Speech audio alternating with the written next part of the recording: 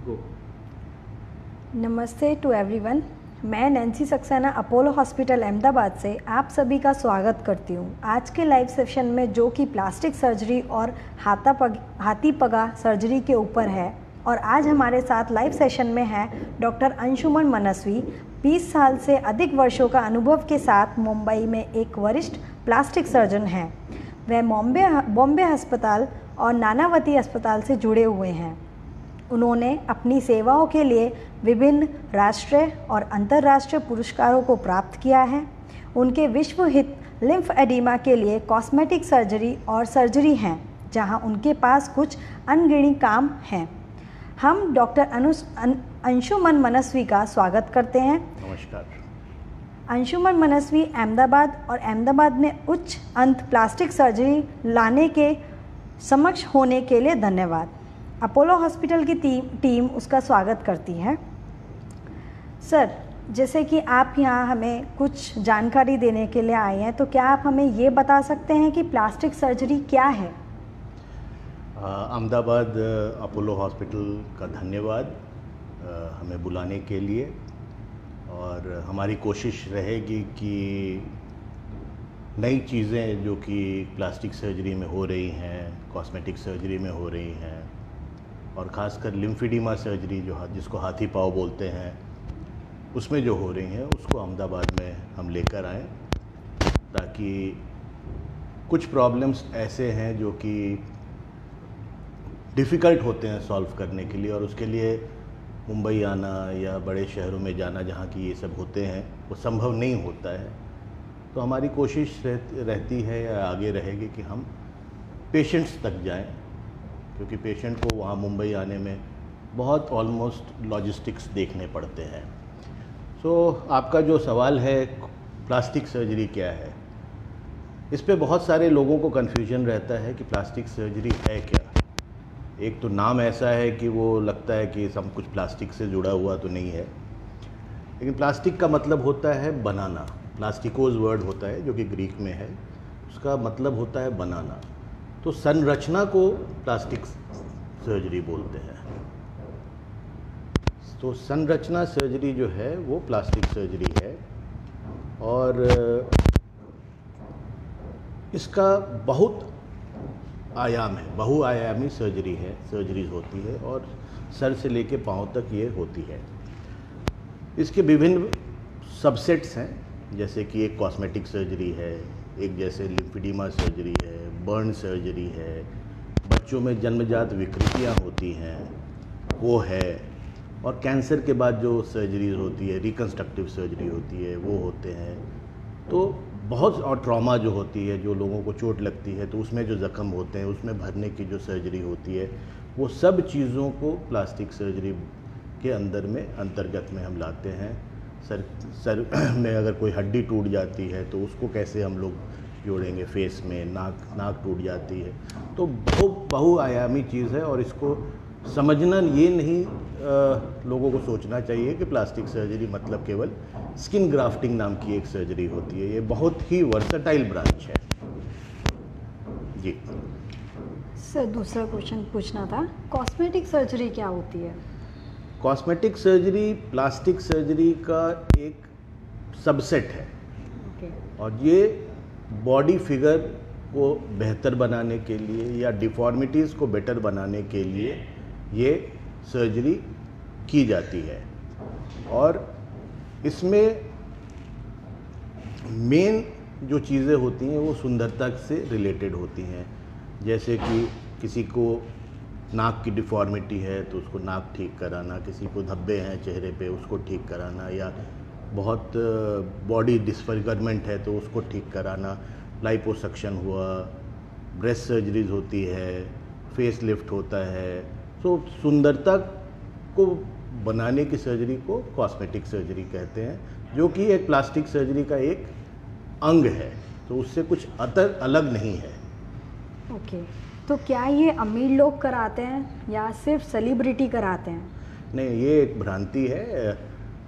चूँकि सब लोग मूवीज़ को या टेलीविज़न सीरियल्स को देखते हैं तो उसमें उन लोगों को ज़्यादा ज़रूरत होती है, क्योंकि उन्हें स्क्रीन पे आना होता है और अपने आप को बेहतर ढंग से पेश करना होता है।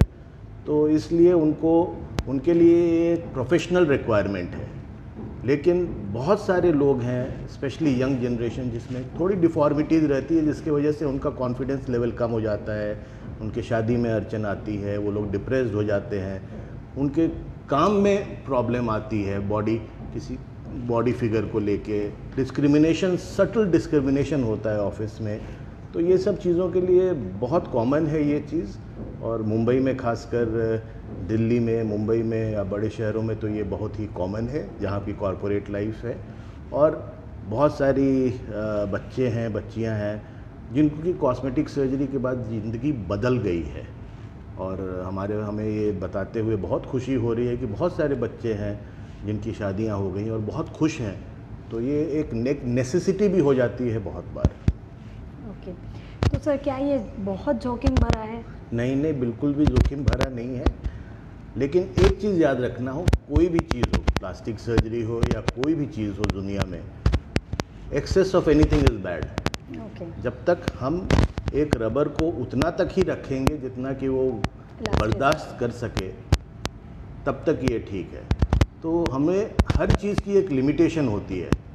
उस लिमिटेशन को अंडरस्टैंड करते हुए, समझते हुए, अगर हम अपने हद में रहेंगे, लिमिट में रहेंगे, बोथ पेशेंट्स एंड डॉक्टर्स, तो आई डोंट थिंक कि रिस्क इसमें है। और मोस्टली ये पेशेंट्स फिट पेशेंट्स रहते हैं और हम सारे टेस्ट कराते हैं ये जानने के लिए कि पेशेंट को कोई अंदर छिपी हुई बीमारी तो नहीं है जिसकी वजह से कोई रिस्क हो जाए। और अगर ऐसा नहीं रहता है तो रिस्क बहुत ज़्यादा नहीं है। हाँ, एक इम्पॉर्टेंट चीज़ है कि पेशेंट का जो एक्सपेक्टेशन होना चाहिए वो बहुत रियलिस्टिक होना चाहिए। ये सोच बताते हुए कि मुझे इस सेलिब्रिटी के जैसा चाहिए फिगर, वो मुश्किल हो जाता है। उसकी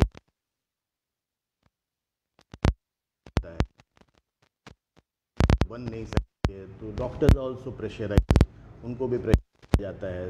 तो समझ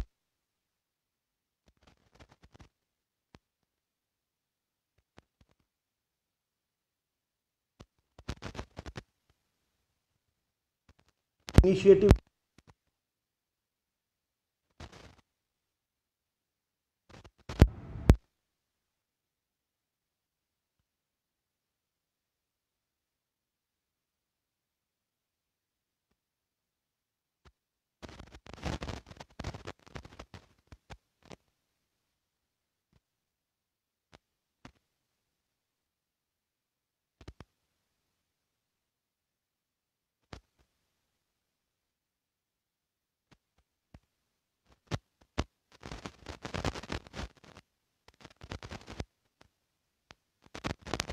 हैं ये ब्यूटिफिकेशन वाली सर्जरी, कुछ लोग रिकन्स्ट्रक्टिव सर्जरी ज़्यादा करते हैं, वही फ़र्क है। अदरवाइज़ कोई बहुत बड़ा चीज़ नहीं है। और एक और चीज़ आपको बताना चाहूँगा इस माध्यम से, हम पर्दे पे देखते हैं कि प्लास्टिक सर्जरी और उनका होता है, वो उनकी सीरियल की रिक्वायरमेंट होती है कि उन्हें कैरेक्टर चेंज करना पड़ता है, तो गया और फिर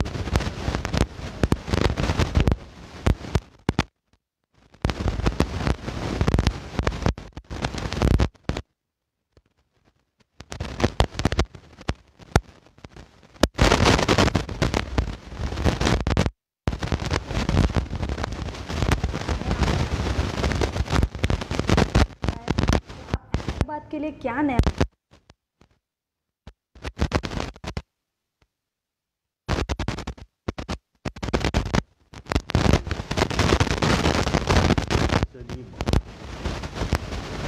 एक्सपीरियंस ज़्यादा है।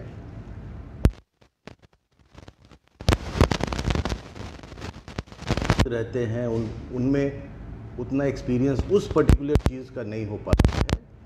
वो सर्जरीज हम वहाँ रूटीनली करते हैं। और कुछ चीज़ें ऐसी होती हैं जो छोटे शहरों में ज़्यादा होती हैं जो हम नहीं करते हैं, तो भी वो एक सही बात है। तो लेके आना सर्जरी कॉमन होता है छोटे शहरों में, बट उन लोगों के भी एस्पिरेशंस बड़ी होती है। अहमदाबाद वैसे छोटा शहर नहीं है, लेकिन नई टेक्निक्स जो है, जो भी प्लास्टिक सर्जरी में लाइपोसक्शन हुआ या टमी टक हुआ या nose reshaping, face lift, scarless face lift, तो ये सब चीज़ें हैं जो कि हम लेके आना चाहते हैं। और एक और इम्पॉर्टेंट सब्जेक्ट है जो कि मैं टच करना चाहता हूँ, जिसके लिए स्पेशली मुझे इनवाइट किया गया है, और वो है लिम्फेडिमा सर्जरी, जो कि हाथी पाँव। सब लोगों ने हाथी पाँव देखा होगा, और ये एक दिन में वो इतना मोटा नहीं हो जाता है, वो धीरे धीरे होता है। फाइलेरिया की वजह से होता है, जो कि में पूरे देश में एक एंडेमिक है, कॉमन है, कोस्टल बेल्ट में खासकर। इसके अलावा कैंसर के पेशेंट जिनका ऑपरेशन होता है, कैंसर का, एटलीस्ट ब्रेस्ट कैंसर हुआ या सर्विक्स कैंसर हुआ या बाकी जेनाइटो यूरिनरी कैंसर हुआ, उसमें पैर की स्वेलिंग हो जाती है, हाथ की स्वेलिंग हो जाती है, ये लिम्फेडिमा है। और इसका अभी से 5 साल पहले तक ऑलमोस्ट कोई सक्सेसफुल इलाज नहीं था। सो इसमें तकलीफ़ यह आती थी कि केवल बैंडेजिंग और मसाज और फिजियोथेरेपी होता था, तो पेशेंट भी थक जाते थे, निराश हो जाते थे, और डॉक्टर्स भी निराश हो जाते थे, क्योंकि हमारे पास ऑफ़र करने के लिए कुछ था नहीं। कुछ सालों पहले कुछ नई सर्जरीज़ आई हैं, जिसमें कि सुपर माइक्रो सर्जरीज़ हैं लिम्फेडिमा के लिए, जिसमें लिम्फेटिक्स को वेंस के साथ जोड़ा जाता है, और काफ़ी डिफ़िकल्ट सर्जरी होती है, टाइम कंज्यूमिंग और फाइन सर्जरी होती है। तो ये आई हैं जिससे कि लॉन्ग टर्म रिजल्ट्स लोगों को मिल रहे हैं। क्योंकि ये प्रॉब्लम इतना बड़ा है हमारे देश में, और इसके सर्जन्स इतने कम हैं, जिनके 7, 8, 10 सर्जन होंगे पूरे कंट्री में जो कि इसका काम कर रहे हैं, और उसमें से भी कॉम्प्लेक्स काम कितने लोग कर रहे हैं। तो इसमें एक अवेयरनेस क्रिएट करने की ज़रूरत है। तो ये नई चीज़ मैं अहमदाबाद में अपोलो हॉस्पिटल के सौजन्य से मैं यहाँ पर लेकर आ रहा हूँ। इसकी सर्जरी यहाँ पे होगी। हमारी पूरी टीम यहाँ पे है जो कि प्री ऑपरेटिव सर्जरी और पोस्ट ऑपरेटिव केयर, जो कि बहुत ही इम्पॉर्टेंट है, उसको देगी, ताकि हाथी पाँव के लोग का शुरू में डायग्नोसिस हो सके और उनका ट्रीटमेंट लॉन्ग टर्म तक हो सके, और वो निराश ना हो। उनके लिए हम एक माध्यम बनेंगे ताकि वो बेहतर ज़िंदगी व्यतीत कर सकें। क्योंकि ये प्रॉब्लम सिर्फ पेशेंट का नहीं है, ये पूरे परिवार का प्रॉब्लम होता है। एक आदमी को अगर हाथी पाँव हो जाए तो उसके साथ पूरी ज़िंदगी गुजर जाती है, डॉक्टर घूमते घूमते, और निराशा ही हाथ लगती है। तो वो हम इसके ऊपर कंसंट्रेट करेंगे यहाँ पे, और उम्मीद करते हैं कि यहाँ के लोगों को फ़ायदा ज़रूर होगा। यस सर, जैसे कि आप लिम्फेडिमा के बारे में मतलब उसके अंदर एक्सपर्टाइज रखते हैं, तो उसके लक्षण क्या हैं? लिम्फेडिमा का एक ही लक्षण है, स्वेलिंग। पैर में या हाथ में स्वेलिंग, सूजन को लोग बहुत कारणों से सूजन हो सकती है, लेकिन लिम्फेडिमा में उसमें एक इम्पॉर्टेंट चीज़ है। तो ये एक इम्पॉर्टेंट चीज़ हो जाती है कि आप एक्सपर्ट को दिखाएं और लिम्फेडिमा को रूल आउट करें कि बाकी बीमारी है या लिम्फेडिमा है। क्योंकि लिम्फेडिमा है तो उसका जितने जल्दी इलाज होगा उतना ज़्यादा सक्सेसफुल इलाज होगा। क्योंकि हम देखते हैं जब हाथी पाँव के स्टेज में पहुंच जाता है तो वो छोटे से धीरे धीरे बड़ा हो जाता है, और हाथी पाँव के इलाज करने में, उस स्टेज में करने में उतना सक्सेस नहीं मिलेगा जितना कि अगर हम पहले अगर हम उसको करें। तो हमारी यही कोशिश रहेगी कि जो भी सूजन हो, वो सूजन के लिए पेशेंट्स हम लोग स्क्रीन आउट करें, ताकि हम लोग लिम्फेडिमा के पेशेंट्स को आइडेंटिफाई कर सकें, लोग अवेयर हों कि स्वेलिंग को ईजिली नहीं लें, नेग्लेक्ट नहीं करें, डॉक्टर्स को दिखाएं, और अगर लिम्फेडिमा हो तो डेफिनेटली हम उनकी मदद कर सकते हैं। ओके, सो सर, क्या लिम्फेडिमा के लिए कोई सर्जिकल इलाज है? जी बिल्कुल, सर्जिकल इलाज है, और मैं 1-2 फोटोग्राफ्स दिखाना चाह रहा हूँ लोगों को, अगर ये है तो क्या है, थोड़ा फोकस कर सकते हैं।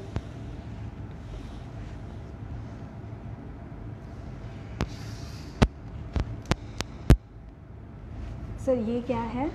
ये एक पैर का लिम्फेडिमा है, ओके। हाथी पाँव, और इसका सर्जरी के बाद देखिए कितना फ़ायदा हुआ है और लंबे समय तक फ़ायदा रहा है। ओके। सिमिलरली ये देखिए, ये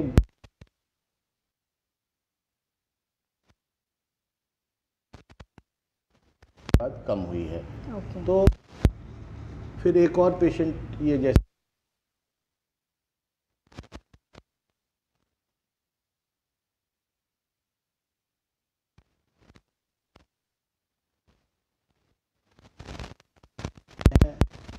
और चूँकि ये 5-6 साल पुरानी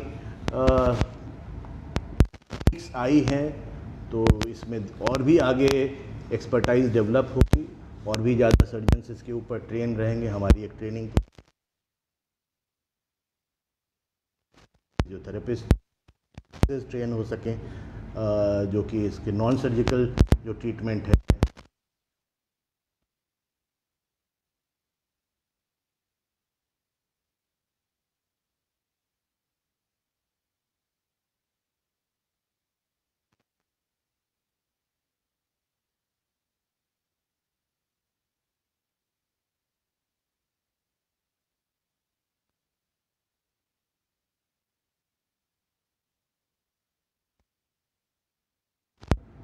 इसके लिए इम्पॉर्टेंट अपना बीमा, स्वास्थ्य बीमा कराना चाहिए, क्योंकि हेल्थ केयर मिलेगी उतना ही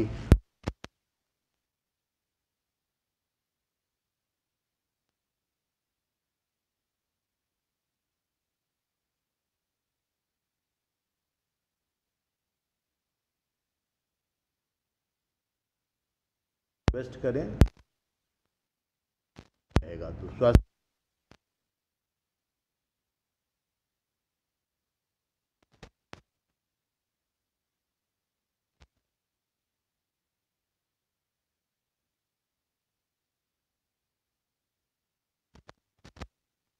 सिखाने वाले हैं कि वो हमेशा करें।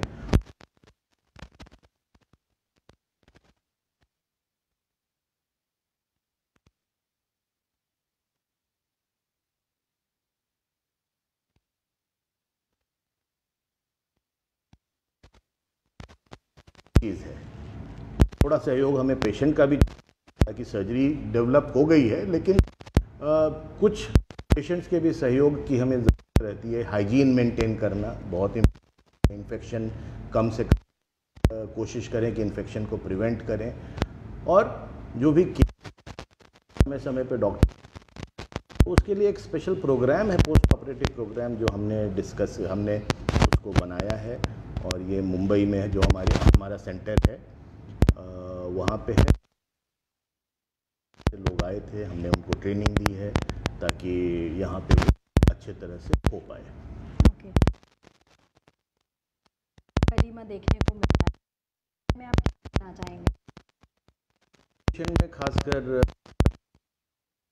कैंसर्स होते हैं वगैरह में, या फिर जेंट्स में भी कुछ कैंसर्स होते हैं, पेट के उल्टियाँ रहती हैं, उसको निकाला जाता है। कैंसर उनके थ्रू फैलता है, उनके साथ साथ आगे बढ़ता है, तो उन्हें निकालना ज़रूरी होता है। कैंसर उसी तरह से ब्रेस्ट कैंसर में भी ग्लैंड है, तो जब वो ग्लैंड्स, लिम्फेटिक का ड्रेनेज, लिम्फेटिक सिस्टम होता है, वो एक पैरेलल सिस्टम चलता है अपने ब्लड वेसल की तरह, जो कि बॉडी वेस्ट को फाइनली ले जाकर वेन में देता है।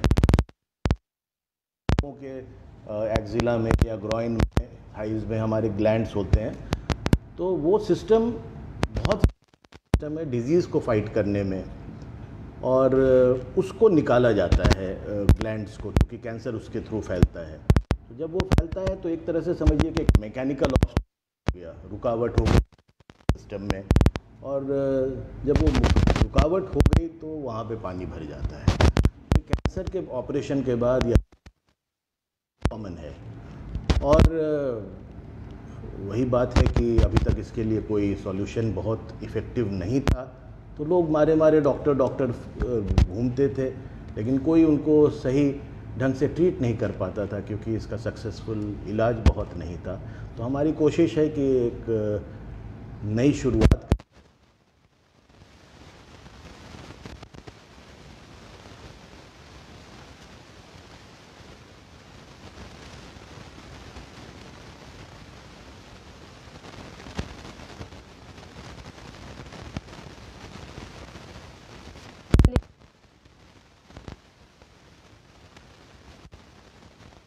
यहाँ अपोलो हॉस्पिटल कर सकते हैं।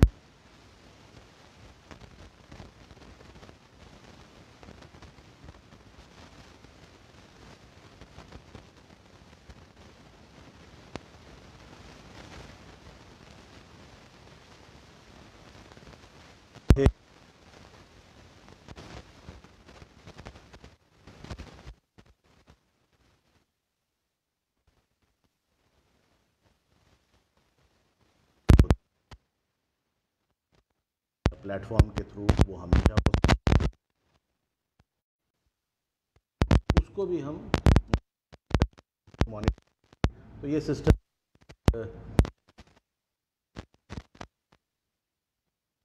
तो उसमें कोई प्रॉब्लम